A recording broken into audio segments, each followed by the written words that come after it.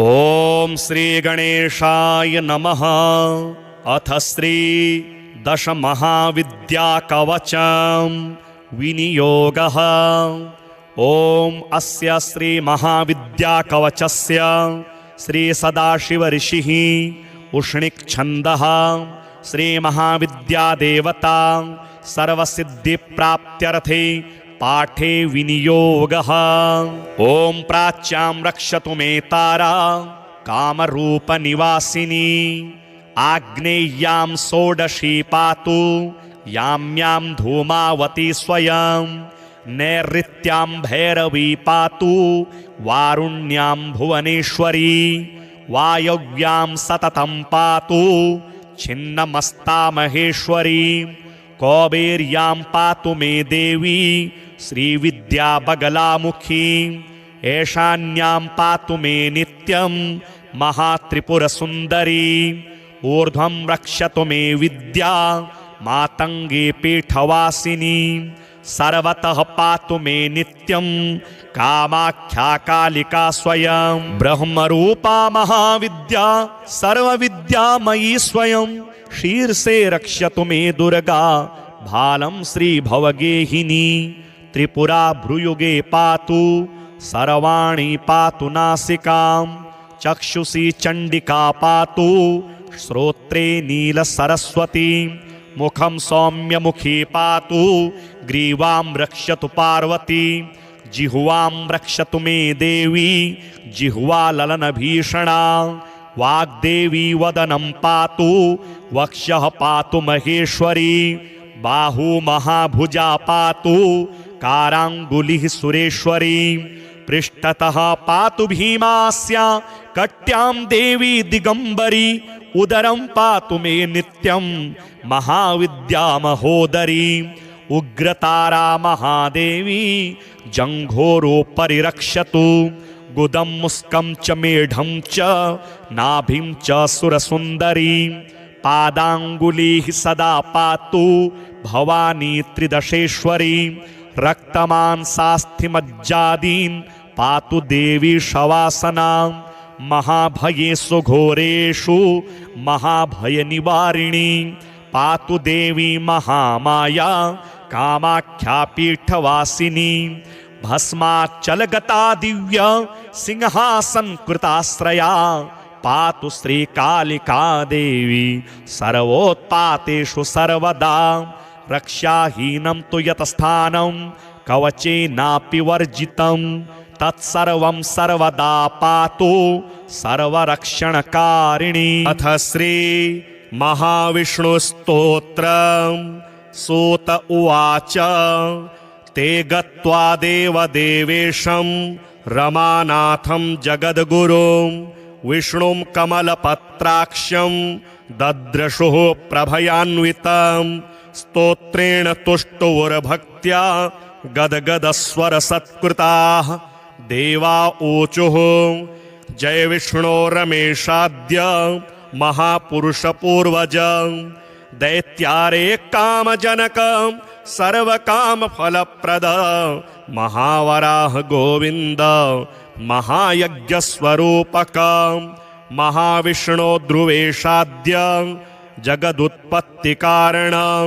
मत्स्यावतारे देवानाम् उद्धाराधाररूपक।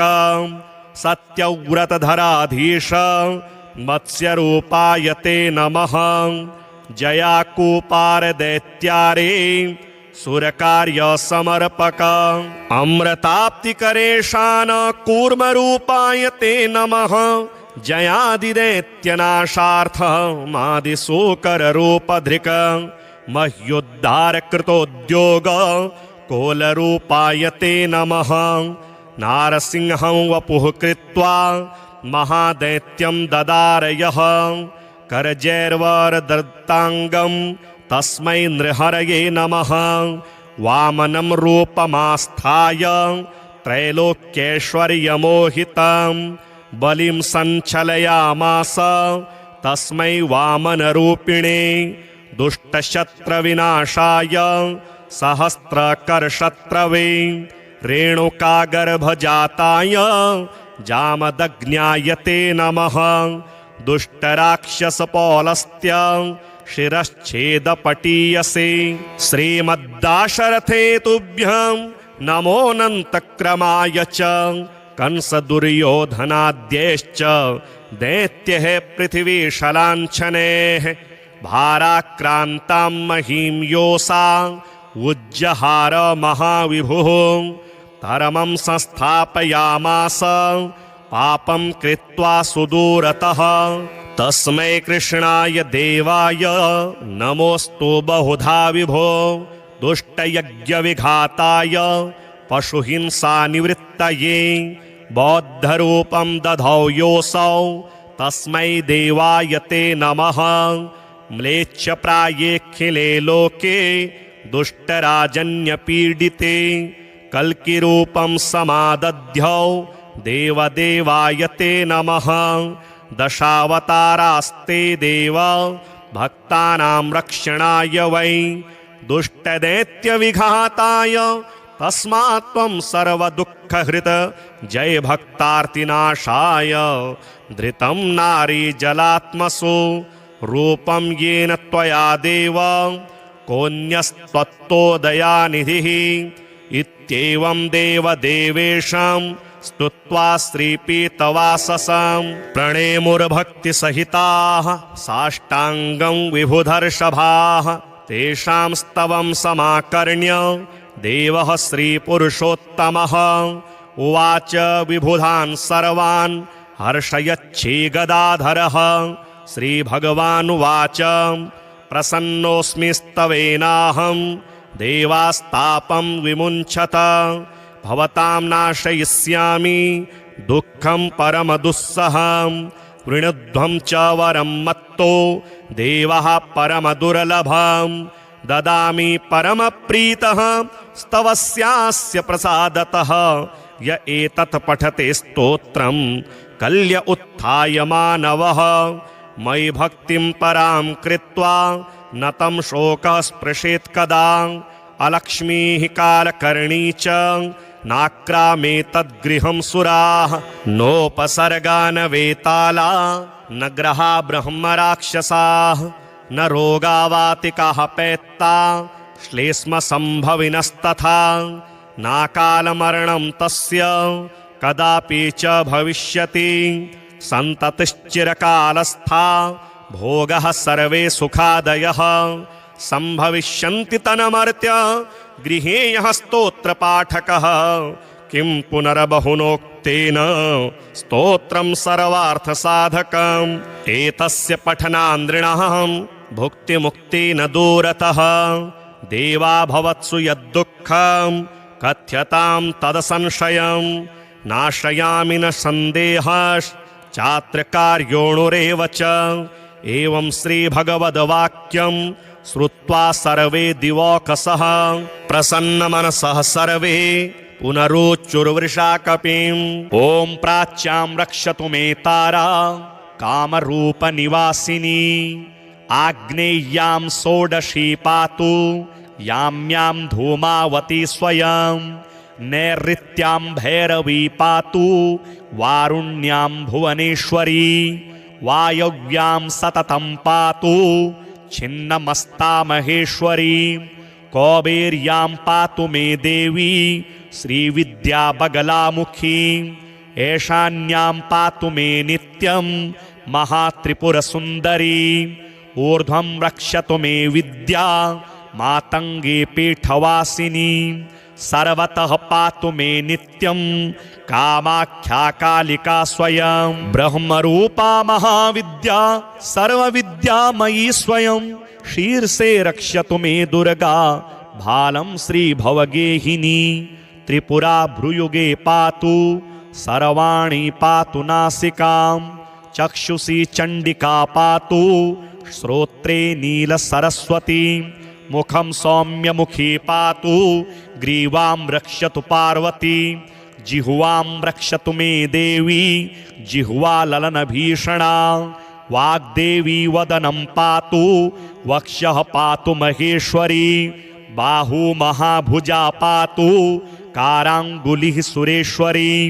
पृष्ठतः पातु भीमास्य कट्यां देवी दिगंबरी उदरं पातु मे नित्यं महाविद्या महोदरी उग्रतारा महादेवी जंघोरो परिरक्षतु गुदं मुस्कं च मेढं च नाभिं च सुरसुन्दरी पादांगुलीः सदा पातु भवानी त्रिदशेश्वरी रक्तमांसास्थिमज्जादीन् पातु देवी शवासना महाभयेषु घोरेषु महाभयनिवारिणी पातु देवी महामाया कामाख्या पीठवासिनी भस्माचलगता दिव्य सिंहासन कृताश्रया पातु श्रीकालिका देवी सर्वोत्पातेषु सर्वदा रक्षाहीनं तु यतस्थानं कवचेनापि वर्जितं तत्सर्वं सर्वदा पातु सर्वरक्षणकारिणी। अथ श्री महाविष्णुस्तोत्रम्। सूत उवाच ते गत्वा देवदेवेशं रमानाथं जगद्गुरुं विष्णुं कमलपत्राक्षं दद्रशुः प्रभयान्वितं स्तोत्रेण तुष्टुर्भक्त्या गदगदस्वरसत्कृताः देवा ऊचुः जय विष्णो रमेशाद्य महापुरुषपूर्वज दैत्यारे कामजनक सर्वकामफलप्रद महावराह गोविन्द महायज्ञस्वरूपक महाविष्णो ध्रुवेशाद्य जगदुत्पत्तिकारण मत्स्यावतारे देवानां उद्धाराधाररूपक सत्यव्रतधराधीश मत्स्यरूपाय ते नमः जयाकूपार दैत्यारे सुरकार्य समर्पक अमृताप्तिकरेशान कूर्मरूपाय ते नमः जयादिदैत्यनाशार्थ मादिशूकररूपधृक मह्युद्धारकृतोद्योग कोलरूपाय ते नमः नारसिंहं वपुः कृत्वा महादैत्यं ददारयः करजैर्वरदत्ताङ्गं तस्मै नृहरये नमः वामनं रूपमास्थाय त्रैलोक्यैश्वर्यमोहितं बलिं सञ्चलयामास तस्मै वामनरूपिणे दुष्टशत्रविनाशाय सहस्रकरशत्रवे रेणुकागर्भजाताय जामदग्न्याय ते नमः दुष्टराक्षसपौलस्त्य शिरश्छेदपटीयसे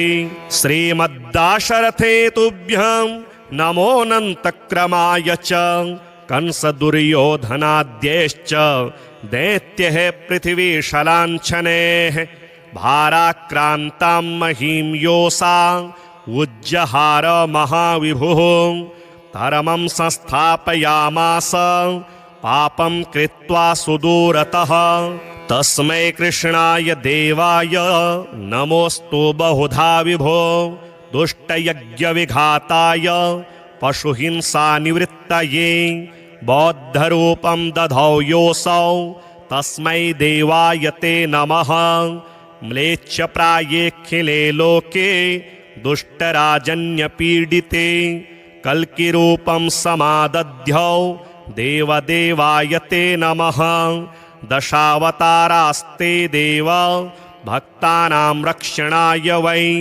दुष्टदैत्यविघाताय तस्मात् त्वं सर्वदुःखहृत जय भक्तार्तिनाशाय धृतं नारी जलात्मसु रूपं येन त्वया देव कोऽन्यस्त्वत्तोदयानिधिः इत्येवं देवदेवेशं स्तुत्वा श्रीपीतवाससं प्रणेमुर्भक्तिसहिताः साष्टाङ्गं विभुधर्षभाः तेषां स्तवं समाकर्ण्य देवः श्रीपुरुषोत्तमः उवाच विबुधान् सर्वान् हर्षयच्छीगदाधरः श्रीभगवानुवाच प्रसन्नोऽस्मि स्तवेनाहं देवास्तापं विमुञ्चत भवतां नाशयिष्यामि दुःखं परमदुस्सहं वृणध्वं च वरं मत्तो देवः परमदुर्लभं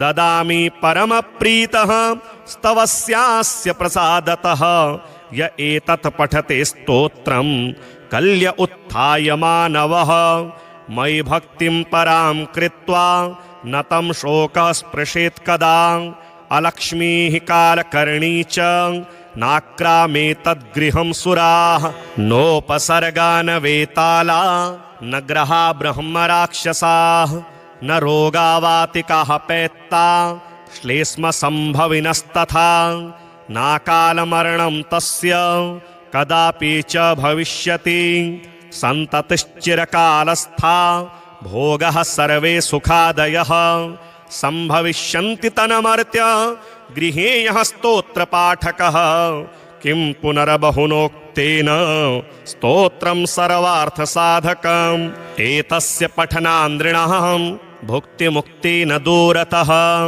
देवा भवत्सु यद्दुःखं कथ्यतां तदसंशयं नाशयामि न सन्देहश्चात्र कार्योणुरेव च एवं श्रीभगवद्वाक्यं श्रुत्वा सर्वे दिवौकसः प्रसन्नमनसः सर्वे पुनरोच्चुर्वृषाकपिम् ॐ प्राच्यां रक्षतु मे तारा कामरूपनिवासिनी आग्नेय्यां षोडशी पातु याम्यां धूमावती स्वयं नैऋत्यां भैरवी पातु वारुण्यां भुवनेश्वरी वायव्यां सततं पातु छिन्नमस्ता महेश्वरी कौबेर्यां पातु मे देवी श्रीविद्या बगलामुखी ऐशान्यां पातु मे नित्यं महात्रिपुरसुन्दरी ऊर्ध्वं रक्षतु मे विद्या मातंगी पीठवासिनी सर्वतः पातु मे नित्यं कामाख्या कालिका स्वयं ब्रह्मरूपा महाविद्या सर्वविद्यामयी स्वयं शीर्षे रक्षतु मे दुर्गा भालं श्रीभवगेहिनी त्रिपुरा भ्रुयुगे पातु सर्वाणि पातु नासिकां चक्षुषी चण्डिका पातु श्रोत्रे नीलसरस्वती मुखं सौम्यमुखी पातु ग्रीवां रक्षतु पार्वती जिह्वां रक्षतु मे देवी जिह्वा ललनभीषणा वाग्देवी वदनं पातु वक्षः पातु महेश्वरी बाहू महाभुजा पातु काराङ्गुलिः सुरेश्वरी पृष्ठतः पातु भीमास्या कट्यां देवी दिगंबरी उदरं पातु मे नित्यं महाविद्या महोदरी उग्रतारा महादेवी जंघोरोपरि रक्षतु गुदं मुस्कं च मेढं च नाभिं च सुरसुन्दरी पादाङ्गुलिः सदा पातु भवानी त्रिदशेश्वरी रक्तमांसास्थिमज्जादीन् पातु देवी शवासना महाभयेषु घोरेषु महाभयनिवारिणी पातु देवी महामाया कामाख्या पीठवासिनी भस्माचलगता दिव्य सिंहासन कृताश्रया पातु श्रीकालिका देवी सर्वोत्पातेषु सर्वदा रक्षाहीनं तु यतस्थानं कवचेनापि वर्जितं तत्सर्वं सर्वदा पातु सर्वरक्षणकारिणी। अथ श्री महाविष्णुस्तोत्रं सूत उवाच ते गत्वा देवदेवेशं रमानाथं जगद्गुरुं विष्णुं कमलपत्राक्षं दद्रशुः प्रभयान्वितं स्तोत्रेण तुष्टुर्भक्त्या गदगदस्वरसत्कृताः देवा ऊचुः जय विष्णो रमेशाद्य महापुरुषपूर्वज दैत्यारे कामजनक सर्वकामफलप्रद महावराह गोविंद महायज्ञस्वरूपक महाविष्णो ध्रुवेशाद्य जगदुत्पत्तिकारण मत्स्यावतारे देवानां उद्धाराधाररूपक सत्यव्रतधराधीश मत्स्यरूपाय ते नमः। जयाकूपारदैत्यारे सुरकार्य समर्पक अमृताप्तिकरेशान कूर्मरूपाय ते नमः। जयादिदैत्यनाशार्थ मादिशूकररूपधृक मह्योद्धारकृतोद्योग कोलरूपाय ते नमः। नारसिंहं वपुः कृत्वा महादैत्यं ददारयः करजैर्वरदत्ताङ्गं तस्मै नृहरये नमः। वामनं रूपमास्थाय त्रैलोक्यैश्वर्यमोहितं बलिं सञ्चलयामास तस्मै वामनरूपिणे। दुष्टशत्रविनाशाय सहस्रकरशत्रवे रेणुकागर्भजाताय जामदग्न्याय ते नमः। दुष्टराक्षसपौलस्त्य शिरश्छेदपटीयसे श्रीमद्दाशरथे तुभ्यं नमोऽनन्तक्रमाय च। कंसदुर्योधनाद्यैश्च दैत्यैः पृथिवीशलाञ्छनैः भाराक्रान्तां महीं योषा उज्जहार महाविभुः। धर्मं संस्थापयामास पापं कृत्वा सुदूरतः। तस्मै कृष्णाय देवाय नमोऽस्तु बहुधा विभो। दुष्टयज्ञविघाताय पशुहिंसानिवृत्तये बौद्धरूपं दधौ योऽसौ तस्मै देवाय ते नमः। म्लेच्छप्रायेऽखिले लोके दुष्टराजन्यपीडिते कल्किरूपं समादध्यौ देवदेवाय ते नमः। दशावतारास्ते देव भक्तानां रक्षणाय वै दुष्टदैत्यविघाताय तस्मात् त्वं सर्वदुःखहृत जय भक्तार्तिनाशाय। धृतं नारी जलात्मसु रूपं येन त्वया देव कोऽन्यस्त्वत्तोदयानिधिः। इत्येवं देवदेवेशं स्तुत्वा श्रीपीतवाससं प्रणेमुर्भक्तिसहिताः साष्टाङ्गं विभुधर्षभाः। तेषां स्तवं समाकर्ण्य देवः श्रीपुरुषोत्तमः उवाच विबुधान् सर्वान् हर्षयच्छीगदाधरः। श्रीभगवानुवाच प्रसन्नोऽस्मि स्तवेनाहं देवास्तापं विमुञ्चत। भवतां नाशयिष्यामि दुःखं परमदुस्सहं। वृणुध्वं च वरं मत्तो देवः परमदुर्लभं। ददामि परमप्रीतः स्तवस्यास्य प्रसादतः। य एतत् पठते स्तोत्रं कल्य उत्थाय मानवः। मयि भक्तिं परां कृत्वा न तं शोकः स्पृशेत् कदा। अलक्ष्मीः कालकर्णी च नाक्रामेतद्गृहं सुराः। नोपसर्गा न वेताला न ग्रहा ब्रह्मराक्षसाः। न रोगावातिकाः पैत्ता श्लेष्मसम्भविनस्तथा। नाकालमरणं तस्य कदापि च भविष्यति। सन्ततिश्चिरकालस्था भोगः सर्वे सुखादयः। सम्भविष्यन्ति तन्मर्त्य गृहे यः स्तोत्रपाठकः। किं पुनर्बहुनोक्तेन स्तोत्रं सर्वार्थसाधकम्। एतस्य पठनान्द्रिणः भुक्तिमुक्तेन दूरतः। देवा भवत्सु यद्दुःखं कथ्यतां तदसंशयम्। नाशयामि न सन्देहश्चात्रकार्योणुरेव च।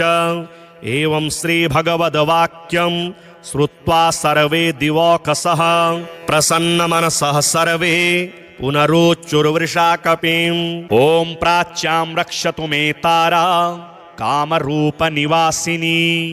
आग्नेय्यां षोडशी पातु याम्यां धूमावती स्वयं। नैऋत्यां भैरवी पातु वारुण्यां भुवनेश्वरी।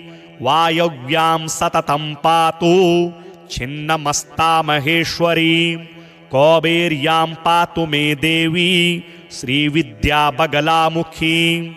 ऐशान्यां पातु मे नित्यं महात्रिपुरसुन्दरी ऊर्ध्वं रक्षतु मे विद्या मातङ्गी पीठवासिनी सर्वतः पातु मे नित्यं कामाख्या कालिका स्वयं ब्रह्मरूपा महाविद्या सर्वविद्यामयी स्वयं शीर्षे रक्षतु मे दुर्गा भालं श्रीभवगेहिनी त्रिपुरा भ्रुयुगे पातु सर्वाणि पातु नासिकां चक्षुषी चण्डिका पातु श्रोत्रे नीलसरस्वती मुखं सौम्यमुखी पातु ग्रीवां रक्षतु पार्वती जिह्वां रक्षतु मे देवी जिह्वा ललनभीषणा वाग्देवी वदनं पातु वक्षः पातु महेश्वरी बाहु महाभुजा पातु काराङ्गुलिः सुरेश्वरी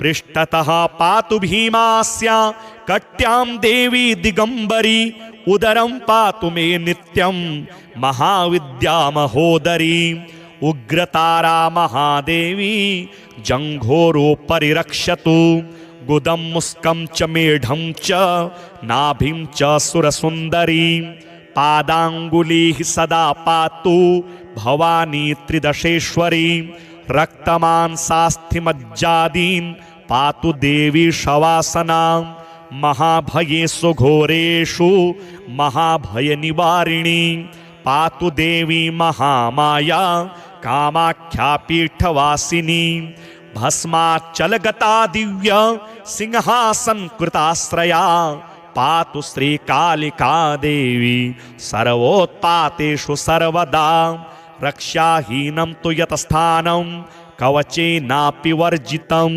तत्सर्वं सर्वदा पातु सर्वरक्षणकारिणी। अथ श्री महाविष्णुस्तोत्रम्।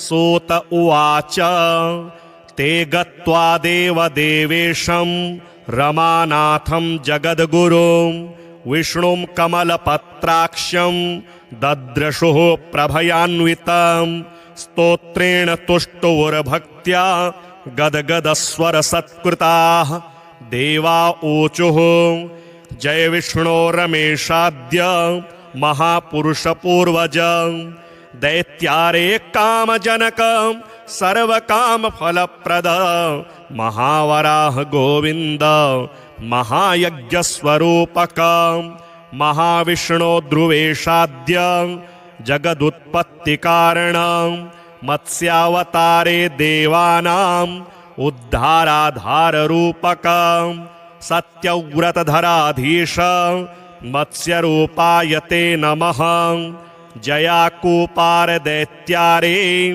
सुरकार्य समर्पक अमृताप्तिकरेशान कूर्मरूपाय ते नमः जयादिदैत्यनाशार्थ मादिशोकररूपधृक मह्युद्धारकृतोद्योग कोलरूपाय ते नमः नारसिंहं वपुः कृत्वा महादैत्यं ददारयः करजैर्वरदत्ताङ्गं तस्मै नृहरये नमः वामनं रूपमास्थाय त्रैलोक्यैश्वर्यमोहितं बलिं सञ्चलयामास तस्मै वामनरूपिणे दुष्टशत्रविनाशाय सहस्रकरशत्रवे रेणुकागर्भजाताय जामदग्न्याय ते नमः दुष्टराक्षसपौलस्त्य शिरश्छेदपटीयसे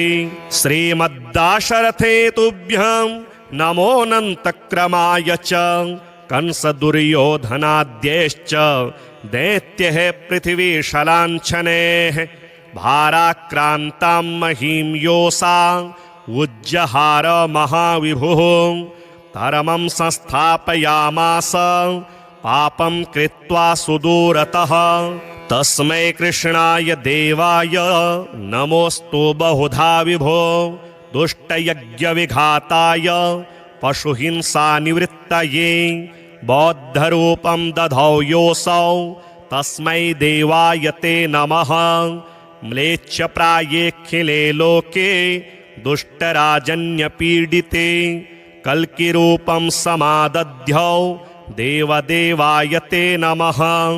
दशावतारास्ते देव भक्तानां रक्षणाय वै, दुष्टदैत्यविघाताय तस्मात् त्वं सर्वदुःखहृत्, जय भक्तार्तिनाशाय धृतं नारी जलात्मसु, रूपं येन त्वया देव कोऽन्यस्त्वत्तोदयानिधिः। इत्येवं देवदेवेशं स्तुत्वा श्रीपीतवाससं, प्रणेमुर्भक्तिसहिताः साष्टाङ्गं विभुधर्षभाः। तेषां स्तवं समाकर्ण्य देवः श्रीपुरुषोत्तमः उवाच विबुधान् सर्वान् हर्षयच्छीगदाधरः। श्रीभगवानुवाच प्रसन्नोऽस्मि स्तवेनाहं देवास्तापं विमुञ्चत, भवतां नाशयिष्यामि दुःखं परमदुस्सहं।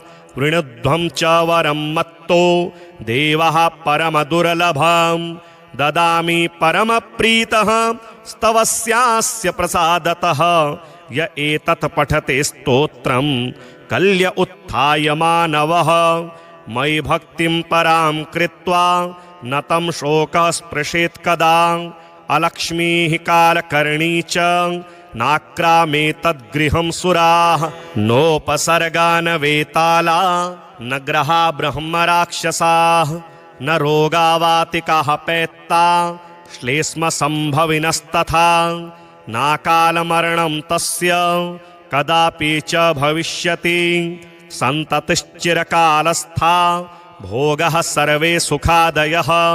सम्भविष्यन्ति तन्मर्त्य गृहे यः स्तोत्रपाठकः, किं पुनर्बहुनोक्तेन स्तोत्रं सर्वार्थसाधकम्। एतस्य पठनान्द्रिणः भुक्तिमुक्तेन दूरतः, देवा भवत्सु यद्दुःखं कथ्यतां तदसंशयं।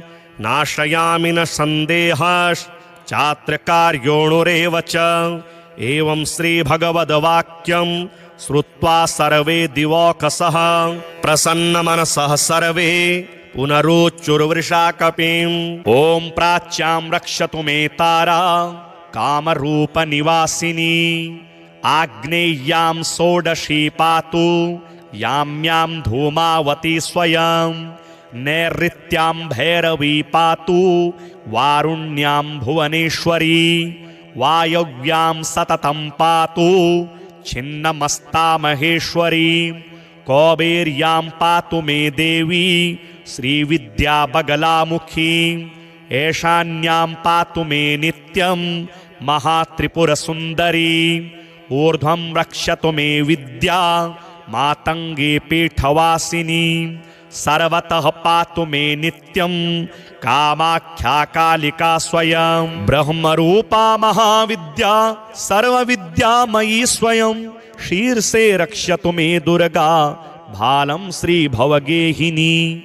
त्रिपुरा भ्रुयुगे पातु सर्वाणि पातु नासिकां, चक्षुषी चण्डिका पातु श्रोत्रे नीलसरस्वती। मुखं सौम्यमुखी पातु ग्रीवां रक्षतु पार्वती। जिह्वां रक्षतु मे देवी जिह्वा ललनभीषणा। वाग्देवी वदनं पातु वक्षः पातु महेश्वरी। बाहू महाभुजा पातु काराङ्गुलिः सुरेश्वरी। पृष्ठतः पातु भीमास्या कट्यां देवी दिगंबरी। उदरं पातु मे नित्यं महाविद्या महोदरी। उग्रतारा महादेवी जंघोरोपरि रक्षतु। गुदं मुस्कं च मेढं च नाभिं च सुरसुन्दरी। पादाङ्गुलीः सदा पातु भवानी त्रिदशेश्वरी। रक्तमांसास्थिमज्जादीन् पातु देवी शवासना। महाभयेषु घोरेषु महाभयनिवारिणी। पातु देवी महामाया कामाख्या पीठवासिनी। भस्माचलगता दिव्य सिंहासनकृताश्रया। पातु श्रीकालिका देवी सर्वोत्पातेषु सर्वदा। रक्षाहीनं तु यतस्थानं कवचेनापि वर्जितं। तत्सर्वं सर्वदा पातु सर्वरक्षणकारिणी। अथ श्री महाविष्णुस्तोत्रम्। सूत उवाच ते गत्वा देवदेवेशं रमानाथं जगद्गुरुं विष्णुं कमलपत्राक्षं दद्रशुः प्रभयान्वितं स्तोत्रेण तुष्टुवुर्भक्त्या गदगदस्वरसत्कृताः देवा ऊचुः जय विष्णो रमेशाद्य महापुरुषपूर्वज दैत्यारे कामजनक सर्वकामफलप्रद महावराह गोविन्द महायज्ञस्वरूपक महाविष्णो ध्रुवेशाद्य जगदुत्पत्तिकारण मत्स्यावतारे देवानाम् उद्धाराधाररूपक सत्यव्रतधराधीश मत्स्यरूपाय ते नमः जयाकूपार दैत्यारे सुरकार्य समर्पक अमृताप्तिकरेशान कूर्मरूपाय ते नमः जयादिदैत्यनाशार्थ मादिशूकररूपधृक मह्युद्धारकृतोद्योग कोलरूपाय ते नमः नारसिंहं वपुः कृत्वा महादैत्यं ददारयः करजैर्वरदत्ताङ्गं तस्मै नृहरये नमः वामनं रूपमास्थाय त्रैलोक्यैश्वर्यमोहितं बलिं सञ्चलयामास तस्मै वामनरूपिणे दुष्टशत्रविनाशाय सहस्रकरशत्रवे रेणुकागर्भजाताय जामदग्न्याय ते नमः दुष्टराक्षसपौलस्त्य शिरश्छेदपटीयसे श्रीमद्दाशरथे तुभ्यं नमोऽनन्तक्रमाय च कंसदुर्योधनाद्यैश्च दैत्यैः पृथिवीशलाञ्छनैः भाराक्रान्तां महीं योषा उज्जहार महाविभुः धर्मं संस्थापयामास पापं कृत्वा सुदूरतः तस्मै कृष्णाय देवाय नमोऽस्तु बहुधा विभो दुष्टयज्ञविघाताय पशुहिंसानिवृत्तये बौद्धरूपं दधौ योऽसौ तस्मै देवाय ते नमः म्लेच्छप्रायेऽखिले लोके दुष्टराजन्यपीडिते कल्किरूपं समादध्यौ देवदेवाय ते नमः दशावतारास्ते देव भक्तानां रक्षणाय वै दुष्टदैत्यविघाताय तस्मात् त्वं सर्वदुःखहृत् जय भक्तार्तिनाशाय धृतं नारी जलात्मसु रूपं येन त्वया देव कोऽन्यस्त्वत्तोदयानिधिः इत्येवं देवदेवेशं स्तुत्वा श्रीपीतवाससं प्रणेमुर्भक्तिसहिताः साष्टाङ्गं विभुधर्षभाः तेषां स्तवं समाकर्ण्य देवः श्रीपुरुषोत्तमः उवाच विबुधान् सर्वान् हर्षयच्छीगदाधरः श्रीभगवानुवाच प्रसन्नोऽस्मि स्तवेनाहं देवास्तापं विमुञ्चत भवतां नाशयिष्यामि दुःखं परमदुस्सहं वृणध्वं च वरं मत्तो देवः परमदुर्लभं ददामि परमप्रीतः स्तवस्यास्य प्रसादतः य एतत् पठते स्तोत्रं कल्य उत्थाय मानवः मयि भक्तिं परां कृत्वा न तं शोकः स्पृशेत् कदा अलक्ष्मीः कालकर्णी च नाक्रामे तद्गृहं सुराः नोपसर्गा न वेताला न ग्रहा ब्रह्मराक्षसाः न रोगावातिकाः पैत्ता श्लेष्मसम्भविनस्तथा नाकालमरणं तस्य कदापि च भविष्यति सन्ततिश्चिरकालस्था भोगः सर्वे सुखादयः सम्भविष्यन्ति तन्मर्त्य गृहे यः स्तोत्रपाठकः किं पुनर्बहुनोक्तं तेन स्तोत्रं सर्वार्थसाधकम् एतस्य पठनान्द्रिणः भुक्तिमुक्तेन दूरतः देवा भवत्सु यद्दुःखं कथ्यतां तदसंशयं नाशयामि न सन्देहश्चात्रकार्योणुरेव च एवं श्रीभगवद्वाक्यं श्रुत्वा सर्वे दिवोकसः प्रसन्नमनसः सर्वे पुनरुच्चुर्वृषाकपिम् ॐ प्राच्यां रक्षतु मे तारा कामरूपनिवासिनी आग्नेय्यां षोडशी पातु याम्यां धूमावती स्वयं नैऋत्यां भैरवी पातु वारुण्यां भुवनेश्वरी वायव्यां सततं पातु छिन्नमस्ता महेश्वरी कौबेर्यां पातु मे देवी श्रीविद्या बगलामुखी ऐशान्यां पातु मे नित्यं महात्रिपुरसुन्दरी ऊर्ध्वं रक्षतु मे विद्या मातङ्गी पीठवासिनी सर्वतः पातु मे नित्यं कामाख्या कालिका स्वयं ब्रह्मरूपा महाविद्या सर्वविद्यामयी स्वयं शीर्षे रक्षतु मे दुर्गा भालं श्रीभवगेहिनी त्रिपुरा भ्रुयुगे पातु सर्वाणि पातु नासिकां चक्षुषी चण्डिका पातु श्रोत्रे नीलसरस्वती मुखं सौम्यमुखी पातु ग्रीवां रक्षतु पार्वती जिह्वां रक्षतु मे देवी जिह्वा ललनभीषणा वाग्देवी वदनं पातु वक्षः पातु महेश्वरी बाहु महाभुजा पातु काराङ्गुलिः सुरेश्वरी पृष्ठतः पातु भीमास्या कट्यां देवी दिगंबरी उदरं पातु मे नित्यं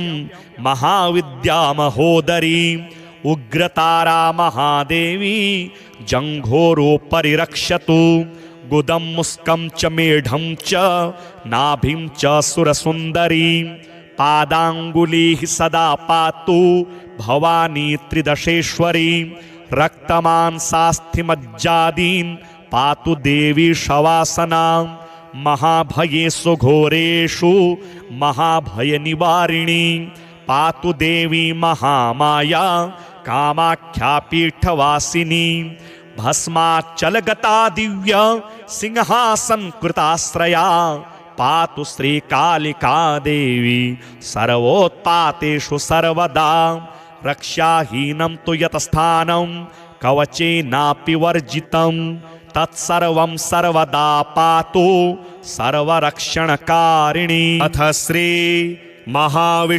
महाविष्णुस्तोत्रम् सूत उवाच ते गत्वा देवदेवेशं रमानाथं जगद्गुरुं विष्णुं कमलपत्राक्षं दद्रशुः प्रभयान्वितं स्तोत्रेण तुष्टुर्भक्त्या गदगदस्वरसत्कृताः देवा ऊचुः जय विष्णो रमेशाद्य महापुरुषपूर्वज दैत्यारे कामजनक सर्वकामफलप्रद महावराह गोविन्द महायज्ञस्वरूपक महाविष्णो ध्रुवेशाद्य जगदुत्पत्तिकारण मत्स्यावतारे देवानां उद्धाराधाररूपक सत्यव्रतधराधीश मत्स्यरूपाय ते नमः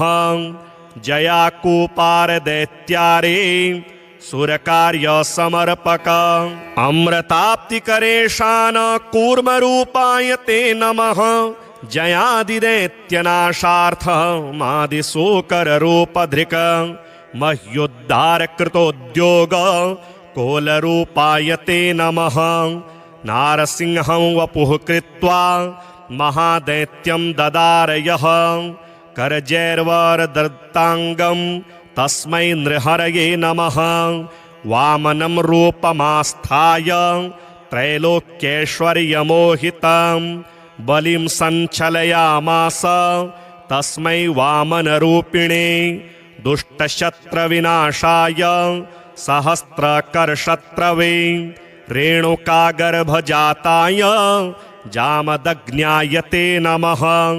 दुष्टराक्षसपौलस्त्य शिरश्छेदपटीयसे। श्रीमद्दाशरथे तुभ्यं नमोऽनन्तक्रमाय च। कंसदुर्योधनाद्यैश्च दैत्यः पृथिवीशलाञ्छनैः। भाराक्रान्तां महीं योऽसा उज्जहार महाविभुः। धर्मं संस्थापयामास पापं कृत्वा सुदूरतः। तस्मै कृष्णाय देवाय नमोऽस्तु बहुधा विभो। दुष्टयज्ञविघाताय पशुहिंसानिवृत्तये बौद्धरूपं दधौ योऽसौ तस्मै देवाय ते नमः। म्लेच्छप्रायेऽखिले लोके दुष्टराजन्यपीडिते कल्किरूपं समादध्यौ देवदेवाय ते नमः। दशावतारास्ते देव भक्तानां रक्षणाय वै। दुष्टदैत्यविघाताय तस्मात् त्वं सर्वदुःखहृत् जय भक्तार्तिनाशाय। धृतं नारी जलात्मसु रूपं येन त्वया देव कोऽन्यस्त्वत्तोदयानिधिः। इत्येवं देवदेवेशं स्तुत्वा श्रीपीतवाससं प्रणेमुर्भक्तिसहिताः साष्टाङ्गं विभुधर्षभाः। तेषां स्तवं समाकर्ण्य देवः श्रीपुरुषोत्तमः उवाच विबुधान् सर्वान् हर्षयच्छीगदाधरः। श्रीभगवानुवाच प्रसन्नोऽस्मि स्तवेनाहं देवास्तापं विमुञ्चत। भवतां नाशयिष्यामि दुःखं परमदुस्सहं। वृणुध्वं च वरं मत्तो देवः परमदुर्लभं। ददामि परमप्रीतः स्तवस्यास्य प्रसादतः। य एतत् पठते स्तोत्रं कल्य उत्थाय मानवः। मयि भक्तिं परां कृत्वा न तं शोकः स्पृशेत् कदा। अलक्ष्मीः कालकर्णी च नाक्रामेतद्गृहं सुराः। नोपसर्गा न वेताला न ग्रहा ब्रह्मराक्षसाः। न रोगावातिकाः पैत्ता श्लेष्मसम्भविनस्तथा। नाकालमरणं तस्य कदापि च भविष्यति। सन्ततिश्चिरकालस्था भोगः सर्वे सुखादयः। सम्भविष्यन्ति तन्मर्त्य गृहे यः स्तोत्रपाठकः। किं पुनर्बहुनोक्तेन स्तोत्रं सर्वार्थसाधकम्। एतस्य पठनान्द्रिणः भुक्तिमुक्तेन दूरतः। देवा भवत्सु यद्दुःखं कथ्यतां तदसंशयं। नाशयामि न सन्देहश्चात्रकार्योणुरेव च। एवं श्रीभगवद्वाक्यं श्रुत्वा सर्वे दिवौकसः प्रसन्नमनसः सर्वे पुनरुच्चुर्वृषाकपिम्। ॐ प्राच्यां रक्षतु मे तारा कामरूपनिवासिनी। आग्नेय्यां षोडशी पातु याम्यां धूमावती स्वयं। नैऋत्यां भैरवी पातु वारुण्यां भुवनेश्वरी। वायव्यां सततं पातु छिन्नमस्ता महेश्वरी। कौबेर्यां पातु मे देवी श्रीविद्या बगलामुखी। ऐशान्यां पातु मे नित्यं महात्रिपुरसुन्दरी। ऊर्ध्वं रक्षतु मे विद्या मातङ्गी पीठवासिनी। सर्वतः पातु मे नित्यं कामाख्या कालिका स्वयं। ब्रह्मरूपा महाविद्या सर्वविद्यामयी स्वयं। शीर्षे रक्षतु मे दुर्गा भालं श्रीभवगेहिनी। त्रिपुरा भ्रुयुगे पातु सर्वाणि पातु नासिकां। चक्षुषी चण्डिका पातु श्रोत्रे नीलसरस्वती। मुखं सौम्यमुखी पातु ग्रीवां रक्षतु पार्वती। जिह्वां रक्षतु मे देवी जिह्वा ललनभीषणा। वाग्देवी वदनं पातु वक्षः पातु महेश्वरी।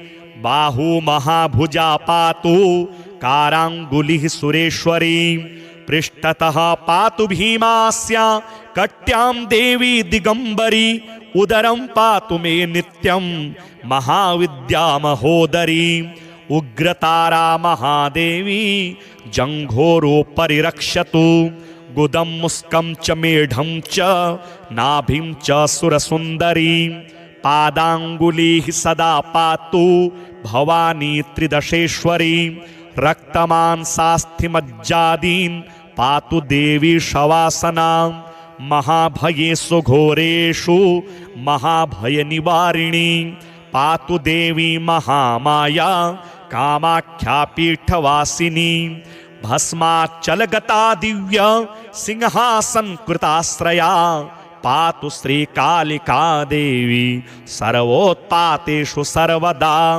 रक्षाहीनं तु यतस्थानं कवचेनापि वर्जितं तत्सर्वं सर्वदा पातु सर्वरक्षणकारिणी। अथ श्री महाविष्णुस्तोत्रम्